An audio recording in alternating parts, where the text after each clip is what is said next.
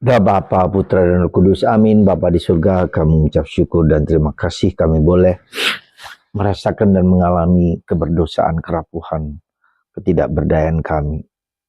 Dan kami mohon supaya Kristus memerdekakan kami dari segala nafsu, keinginan, dan hal-hal yang tidak baik dalam diri kami. Terpujilah namamu kini dan sepanjang segala masa. Amin.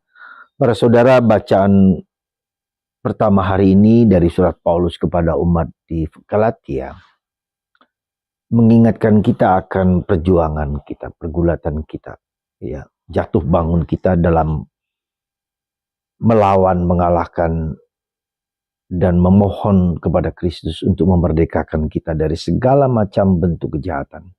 Disebutkan di sini beberapa hal yang percabulan misalnya, ya, kecemaran, hawa nafsu, pemujaan berhala, sihir, percekcokan, iri hati, amarah, kepentingan diri sendiri, pencitraan roh, pemecah kedengkian, kemabukan, pesta pora, dan sebagainya. Pasti ada salah satu atau salah dua yang dominan dalam diri kita. Pasti itu. Tak seorang pun yang tidak memiliki salah satu dari apa yang dikatakan oleh Paulus kepada umat di Galatia.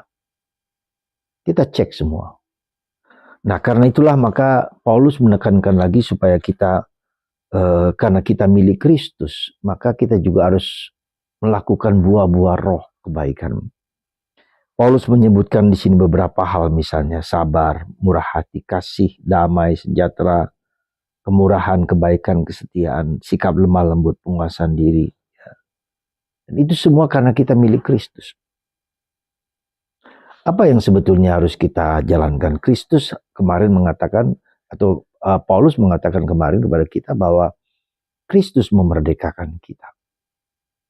Jadi Kristus itu sang penyelamat dan penebus, pembebas. Dia harus membebaskan aku, memerdekakan aku dari segala bentuk kejahatan itu. Dan itu konkret. Jadi ketika kita tahu bahwa kita memiliki kelemahan, keterbatasan, ya, dalam bahasa Paulus hari ini, dalam bahasa Yesus hari ini, Yesus mengecam, celakalah kamu orang Farisi yang munafik, ya, yang tidak murni, yang terjadi konflik antara hanya melakukan yang baik di luar, tetapi di dalam hati kita, ya, tidak melakukan yang baik.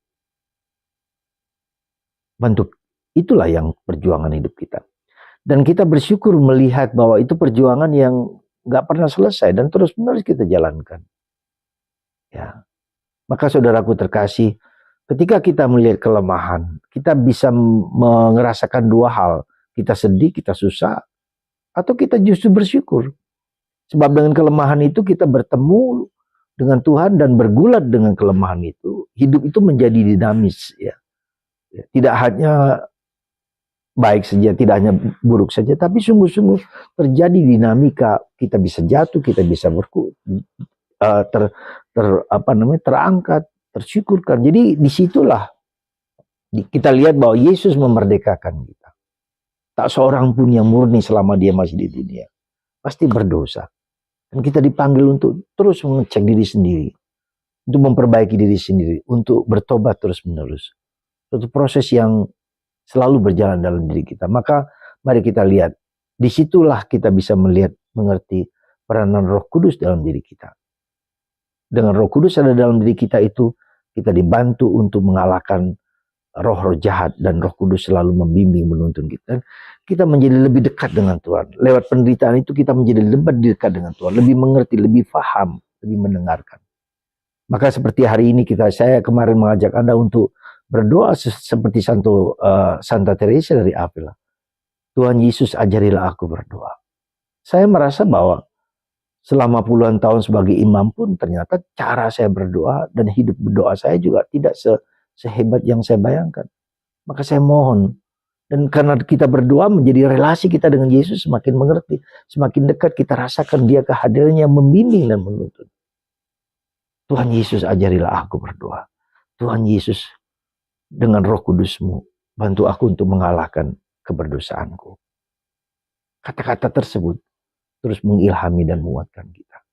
Semoga kita tidak putus asa, dan melihat dosa kelemahan sebagai dinamika untuk mengalahkan, untuk mendengarkan Tuhan, mendengarkan Roh Kudus lebih daripada yang sebelumnya. Mari kita dibimbing oleh Roh Allah, Roh Kudus. Tuhan berkati kita semua, Bapa, Putra, dan Roh Kudus. Amin.